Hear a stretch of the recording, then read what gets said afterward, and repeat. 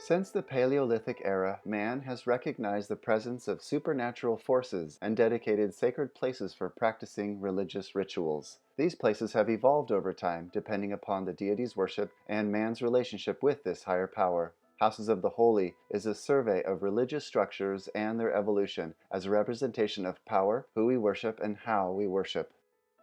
Dating back to the Stone Age, the Cave of the Bulls in Lascaux, France, is an early example of a natural structure that may have been used for ceremonial or spiritual purposes. Some scholars speculate that prehistoric humans took part in rituals deep within caves to ensure a successful hunt.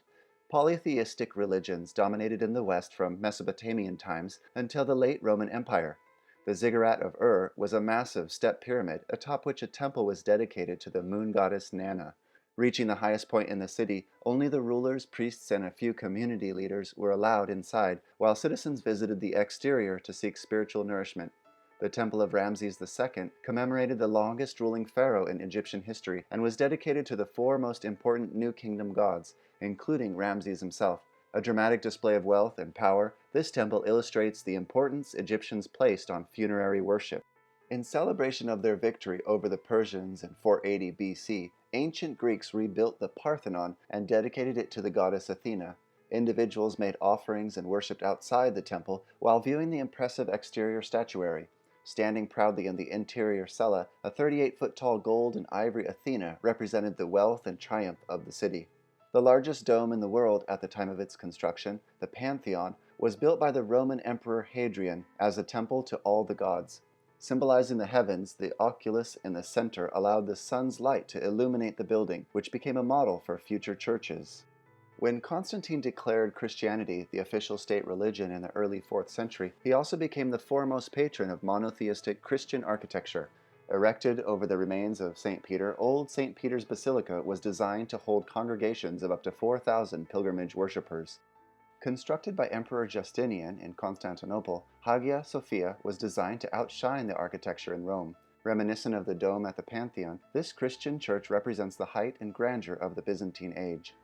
During the Romanesque period, pilgrimages to sacred shrines became popular. Located on a route in southwestern France, the Basilica of St. Cyrenin was rebuilt to accommodate the large numbers of Christian worshippers traveling to view holy relics.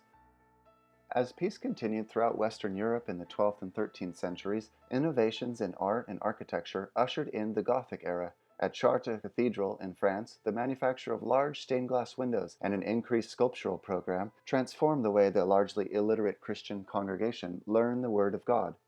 By the 16th century in Eastern Europe, the Ottoman Empire stretched from the east of India to parts of the west. Originating on the Arabian Peninsula and appealing to millions of supporters, Islam, a fast-growing monotheistic faith, replaced Christianity as the dominant religion. Designed to be the focal point of the city, the Mosque of Selim in Turkey was noted for its unified prayer hall and tall, slender minarets from which the faithful were called to worship.